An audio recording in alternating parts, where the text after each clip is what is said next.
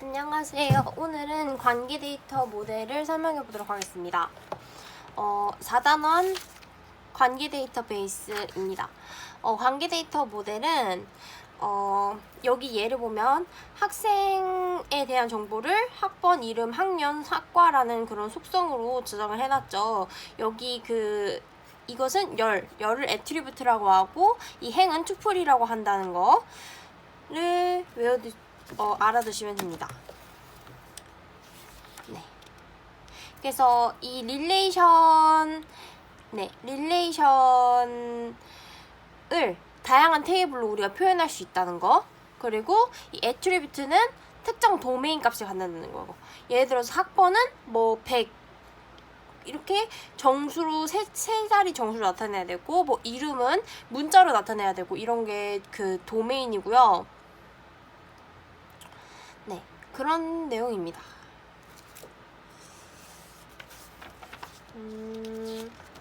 그래서 아까 말했던 도메인을 정의하는 게 여기 나와 있어요. 그래서 여기는 4개의 도메인의 이름과 선언, 그리고 이것은 그 학생의 테이블의 그 도메인을 여기는 도메인에 갖고 와가지고 또 애트리뷰트의 해당 도메인 이름을 또 정해놓은 겁니다. 그래서 여기는 도메인의 그런 명세 별로 안 중요하고요. 일단 릴레이션 넘어가서 릴레이션은 그림이 많이 없네요. 이 릴레이션 스키마를 릴레이션 레포라고, 릴레이션 외연을 릴레이션 인스턴스라고 합니다. 레포는 그 스키마는 고정된 정적인 성질을 가지고요. 외연은 인스턴스는 그 행이니까 행에 대한 정보는 계속 추가되고 막 삭제되고 그럴 수 있잖아요. 그래서 이런 것을 외연이라고 합니다. 네, 그래서 여기 그림이 나와 있네요. 여기는 각각 속성 애트리뷰트가 어떤 그런 도메인을 갖고 있는지, 그리고 그런 애트리뷰트를 차수라고도 하고요. 이 학번, 이름, 학년, 학과는 고정돼 있습니다. 정적인 성질을 가지고요. 이 투플은 여기 있는 투플을 인스턴스라고 하는데 이것은 동적으로 추가되거나 삭제될 수 있고요. 이것은 각각 카디널리티라고 합니다. 그래서 이렇게 학생 릴레이션을 나타내주고 있어요.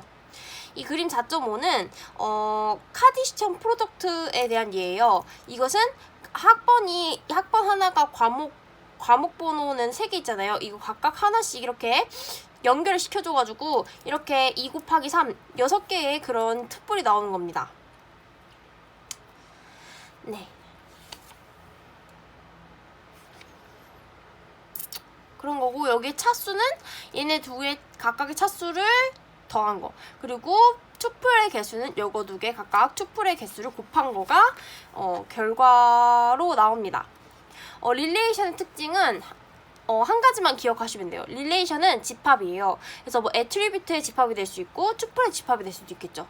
이 집합이라는 거는 각각의 1, 2, 3, 4, 5 이렇게 각각을 구분할 수 있어야 돼요. 그리고 순서는 상관없겠죠. 그래서 투플도 무순서성, 애트리뷰트도 무순서성, 투플도 겹치면 안 되고 각각의 개인을 구분해줄 수 있어야 되고, 애트리뷰트도 중복이 되면 안 돼요. 그래서 첫 번째, 투플의 유일성, 투플을 유일해야 되고, 투플의 무순서성, 그리고 애트리뷰트의 무순서성, 애트리뷰트의 원자성 이렇게 나와 있죠. 그리고 널값은 무엇이냐? 널값은 뭐 0이나 뭐 이런 제로 이런 값이 아니에요. 이것은 아직 정해지지 않은 특정한 아직 정해지지 않는 그런 값을 널값이라고 해요. 네. 그리고 릴레이션 정규화는 뭐냐면 우리가 뭐 어떤 릴레이션이 뭐 중복되건 원작 값이 뭐 투플에 있는 값이 원작 값이 아니거나 그러면 우리가 더 좋은 릴레이션을 바꿔줘야 돼요. 이런 중복성도 없고 이런 릴레이션 특징을 모두 만족하게끔 바꿔줘야 돼요. 그런 것을 우리는 정규화라고 해요. 그래서 정규화는 어떻게 하냐? 분해를 통해서 하는 건데 한번 예를 볼게요. 이 등록의 릴레이션은 등록의 애트리뷰트는 학번과 과목 성적으로 되어 있어요. 이 과목 성적은 또 과목 번호와 성적이라는 2차 릴레이션으로 되어 있는 거예요. 그러면 이 학번 하나에 여기는 그 투풀의 값은 원자값이 아니라 이 두 개의 값이 들어가겠죠. 이것은 어떻게 돼요? 원자성의 위배가 되기 때문에 우리는 이것을 분해를 해줘야 됩니다. 그래서 분해를 해주면 각각 하나의 값에 각각 값이 대응되죠. 이렇게 원자성을 만족하는 모습을 볼 수 있어요. 이렇게 하기 위해서는 우리가 분해를 해야 되는데 이건 7단원에서 되게 자세하게 배워보도록 할게요. 네, 관계 데이터베이스. 되게 추상적인 개념을 나타낸 거죠. 뭐 그런 내용이고 여기는 관계 데이터베이스에 얘가 나와 있습니다. 네. 그리고 이제 데이터베이스의 키. 기본 키. 각각의 우리가 투풀은 집합이라 그랬죠? 집합이기 때문에 각각의 투풀을 구분할 수 있어야 돼요. 그러면 구분하기 위해서는 그 각각의 투풀이 유일해야겠죠. 그런데 유일하기 위해서는 각각의 투풀 모든 애트리뷰트를 다 합쳐서가 아니라 한 가지 값을만 이용해서도 그리고 특정 그런 애트리뷰트 집합만 이용해서 우리는 그 투풀을 구분할 수 있어요. 그런 것을 우리는 기본키라고 합니다. 이런 기본키가 어떤 것이 기본키가 되냐? 후보키가 기본키가 되는데요. 후보키란 무엇이냐면 유일성을 만족하는 투풀의 그런 애트리뷰트 집합 그리고 최소성을 만족합니다. 그래서 우리가 최소성을 만족하지 않고 유일성만 만족하는 것을 우리는 슈퍼키라고 해요. 그리고 후보키는 후보키인데 기본키가 될 수 있는 게 두 가지가 있어요. 그럼 그 중에 하나만 선택해서 기본키가 되어야 돼요. 그래서 그 중에 안 된 다른 것들은 대체키라고 합니다. 네, 그래서 슈퍼키가 기본키랑 대체키가 후보키가 되고 후보키가 슈퍼키 중에 하나가 슈퍼키 중에 유일성, 최소성까지 만족하는 게 후보키 중에 기본키로 선택된 게 기본키 아니면 대체키가 되는 그런 포함관계가 있습니다. 그래서 여기서 보면 학생에서 학번하고 유일성하고 최소성을 만족하는 것이 바로 학번하고 이름 학과 이렇게 두 개가 있어요. 근데 여기 중에서 우리가 학번, 이름, 학년, 학과도 합쳐가지고 우리가 유일성을 만족하지만 최소성을 만족하지 못해요. 이건 슈퍼키가 되겠죠. 그리고 이름, 학과, 학년, 학번 이것만으로는 유일성, 최소성을 만족해요. 근데 우리가 학번을 기본키로 선택을 한다면 이름과 학번은 뭐가 될까요? 대체키가 되겠죠. 네. 그리고 이제 외래키입니다. 외래키는 무엇을 참조하는 키예요. 이것은 보통 관계를 나타내는데 여기에 등록 릴레이션에 보면 등록 릴레이션의 학번은 학생의 학번 그리고 과목 번호는 과목 릴레이션의 과목 번호를 가르쳐요. 그래서 이것의 관계를 나타내는 거예요. 이게 사실 학생하고 과목 사이에 등록이라는 관계가 있겠죠. 이것은 그 외래키를 표시해가지고 관계를 나타내는데 이 학번은 학생에 있는 학번에 참조하는 거기 때문에 여기 안에 있는 값을 참조해야 돼요. 만약에 여기 600이 없는데 600을 했다. 그러면 이상한 값을 참조하는 거니까 그건 무의미합니다. 그리고 여기 학번에 참조하는 값이 아직 정해지지 않았어요. 그러면 널 값을 넣을 수도 있다. 그리고 여기서 과목 번호. 여기서도 또 과목 번호도 여기 안에 있는 거겠죠? 근데 좀 공부하면서 약간 궁금했던 거는 여기도 널? 그럼 여기도 널이 들어갈 수 있잖아요. 그런데 이게 학번하고 과목 번호가 기본키인데 그럼 널이면 얘가 널이라는 거는 엔티티 무결성 제약 조건에 위배하지 않나 라고 생각했습니다. 그래서 그건 좀 잘 모르겠고 일단 외래키. 그래서 외래키는 여기에 아주 잘 제가 아까 말한 거를 여기 나와 있어요. 그래서 아까 참조되는 피참조 릴레이션이겠죠. 그리고 얘는 참조한 릴레이션이라고 볼 수 있습니다. 그리고 이렇게 서로 다른 릴레이션의 그런 외래키 관계가 이렇게 정해질 수 있지만 하나의 릴레이션 안에서도 네 그런 외래키 기본키 관계가 있을 수 있어요. 예를 들어서 교수 테이블에 교수 번호, 교수 이름, 학과, 학장 교수 번호가 있습니다. 이 attribute는 여기 있는 교수 번호를 참조를 하는 그런 한 릴레이션 안에 외래키와 기본키가 있는 그런 모습을 볼 수 있겠죠? 무결성 제약 조건은 키가 개체 무결성과 참조 무결성 이렇게 두 가지가 나와 있어요. 개체 무결성은 기본키에 대한 건데 기본키가 널이면 안 된다는 거예요. 그리고 참조 무결성은 내가 참조를 하는데 그 내가 참조한 값이 참조되는 애의 값이거나 널 값이 들어있어야 된다는 내용이 나와 있습니다. 네. 그런 내용입니다. 이제 관계대수로 넘어갈게요. 관계대수는 릴레이션을 처리하는 연산이고요.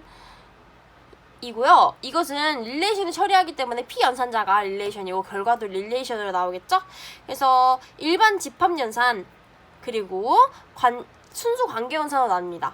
일반 집합연산은 뭐 집합에 관한 거겠죠. 합집합, 교집합, 차집합, 카디션 프로덕트 아까 배웠죠? 그거고 순수 관계 릴레이션은 셀렉트, 프로젝트, 조인, 디비전이 나와 있는데 배워보도록 하겠습니다. 첫 번째 일반 집합연산자. 우리가 집합연산을 하기 위해서는 합병 가능해야 됩니다. 뭐 빼고 카디션 프로덕트 빼고 합집합, 교집합, 차집합은 모두 합병이 가능해야 돼요. 이 합병 가능하단 말은 애트리뷰트 수도 같고 애트리뷰트의 도메인도 같아야 된다는 거예요. 그러면 합집합부터 볼게요. 합집합은 뭐죠? 합치는 거죠. 그래서 합집합을 한 것은 차수가 R이나 S의 차수와 같고 이거 두 개를 합한 거는 두 개의 릴레이션 투풀을 합한 것보다는 작거나 같아야 됩니다. 그리고 교집합은 두 개의 겹치는 것을 릴레이션을 만든 거겠죠? 그래서 두 개의 R이나 S의 차수와 같고 R이나 S의 차수 그 카디널리티에서 작은 것보다 작아야겠죠. 그리고 차집합은 빼는 거죠. 그래서 R이나 S의 차수가 같아야 되고요. R 빼기 S는 R의 카디널리티보다 크거나 같지 않아야겠죠? 결과는요. 그리고 카디션 프로덕트는 아까 뭐라고 그랬죠? R과 S 릴레이션에 카디션 프로덕트 한다. 그러면 두 개의 차수를 더한 거 그리고 두 개의 카디널리티를 곱한 게 결과가 나온다 했죠? 우리가 집합의 성질로는 결합적, 교환적 성질이 있어요. 결합적은 차집합 빼고 앞에 두 개 먼저 한 거랑 뒤에 1, 2, 3번 있으면 이거 먼저 한 거랑 이거 먼저 한 거랑 값이 같다는 거예요. 결합적은. 그리고 교환적은 이거 두 개의 순서를 바꿔도 결과가 같다는 건데 차집합은 같지 않겠죠? 빼는 거니까요. 순수관계 연산자 아까 뭐라 했죠? 셀렉트, 프로젝트, 그리고 조인, 디비전 이렇게 있습니다. 셀렉트는 그 조건을 만족하는 투플을 뽑는 거예요. 그래서 표시를 할 때는 relation where 조건식 해가지고 만약에 학과가 컴퓨터인 학생을 뽑아라. 그럼 relation where 학과 컴퓨터 뭐 이런 식으로 나오겠죠? 그래서 여기서는 학생의 릴레이션에서 학과 컴퓨터를 뽑아라. 여기서는 이 셀렉트로 표현하려면 학과는 컴퓨터 학생 이렇게 표시를 해야 되는 거를 외워놔야겠죠? 네. 그래서 셀렉트 연산에 얘가 나와 있네요. 여기 앞에 했던 그 4.7의 그림에서 학생이 컴퓨터인 학생을 뽑은 거고요. 그리고 학생이 학번이 300번이면서 왜 이렇게 말하지? 학생이 300번이면서 과목 번호가 C312인 학생을 등록해서 뽑아서 하는 겁니다. 얘도 중간 성적이 기말 성적보다 작은 애를 뽑아서 하는 거겠죠? 프로젝트는 뭐죠? 애트리뷰트를 뽑는 거죠. 그래서 얘는 수직적 부분 집합이라고 합니다. 그래서 학생의 릴레이션에서 이름 학과를 쫙 뽑은 거 그리고 과목에서 과목 이름과 담당 교수를 쫙 뽑은 거. 조인은 두 개 릴레이션을 조인하는 거예요. 그래서 어떠한 조건을 만족하는 그런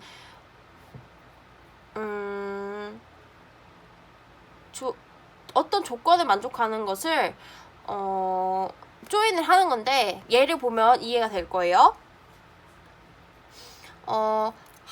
학생의 학번 학번이랑 등록의 학번이 같은 것을 뽑아라. 그래서 여기서는 같다만 나와 있잖아요. 여기서는 학생의 학번, 등록의 학번이 같은 것끼리 이렇게 연결시켜 주는 거예요. 연결시켜서 얘 같고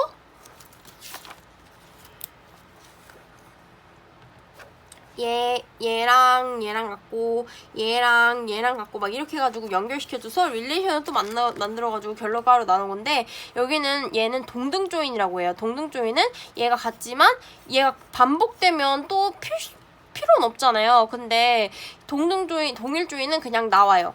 근데 만약에 자연 조인을 한다 그러면 여기 중복되는 하나를 지워주는 겁니다.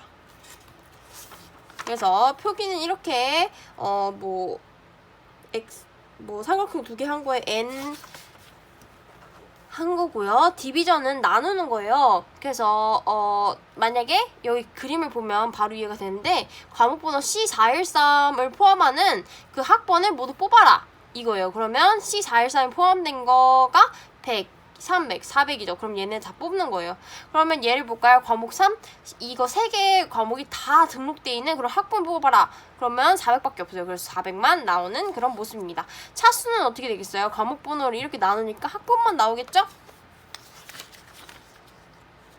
이제 자연 조인의 변형인 세미 조인, 외부 조인을 배울 거예요.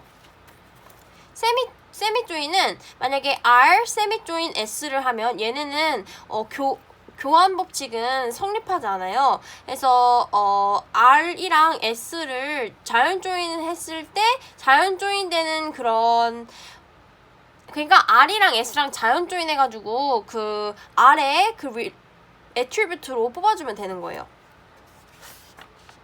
그래서 얘를 보면 R이랑 S를 세미 조인할 때는 R이랑 S랑 자연 조인을 한 거에서 그 R의 릴레이션으로만 뽑으니까 이렇게 세미 조인 결과가 나온 거가 볼 수 있습니다.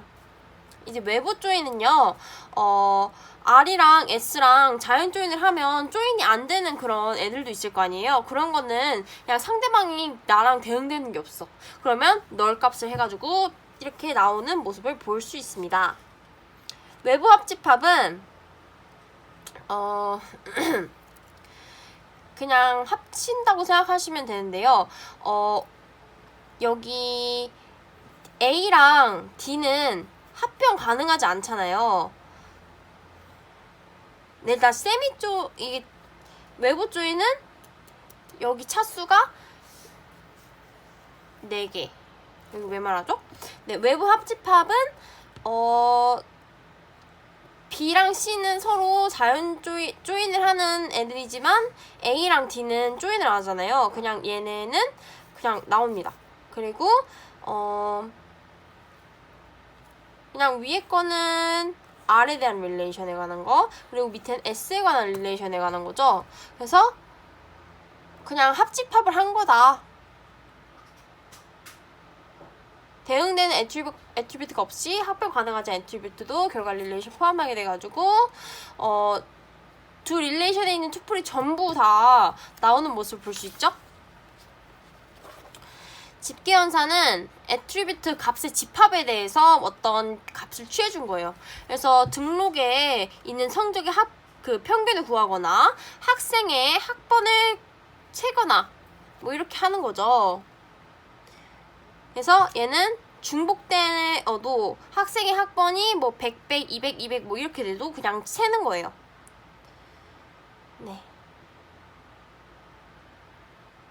그리고 여기 이 집계함수 그룹 과목번호 average 성적 등록 이렇게 돼 있으면 등록의 과목번호를 과목번호끼리 같은 거끼리 그룹 묶어서 거기서 성적을 또 취해준, 예를 들어서 과목번호 뭐 DB에 대한 과목번호가 있을 수 있고 뭐 자료구조에 대한 과목번호가 있을 수 있는데 이 각 과목별로 성적의 평균을 내는 거예요.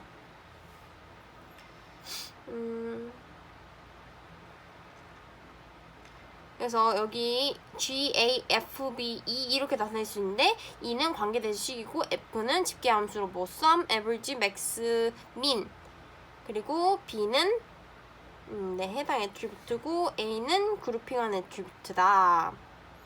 그런 것이 나와 있습니다. 얘는 지리문 표현이니까 이렇게 변형하는 것을 많이 연습해 둬야 됩니다. 네, 이상입니다.